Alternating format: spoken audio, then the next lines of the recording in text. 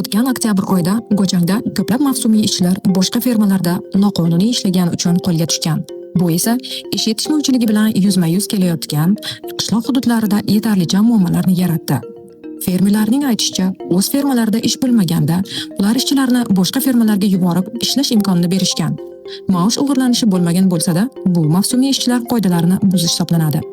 Har bir ishchi faqat bitta fermaga tayinlanishi va fermada turar joy ta'minlanishi lozim.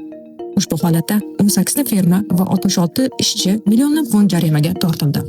Mahalliy hukumat ishchilarni qayta joylashtirish uchun hujjat ishlarini qiyin deb hisoblaydi va ular ko'proq hamkorlikka asoslangan tizim yaratilishini xohlamoqda. Shu kabi vaziyatga tushib qolgan vatandoshlarimizga maslahatimiz: Koreyada noqonuniy faoliyatdan saqlaning va shu sababli Koreyada ko'plab cheklovlarga duch kelasiz.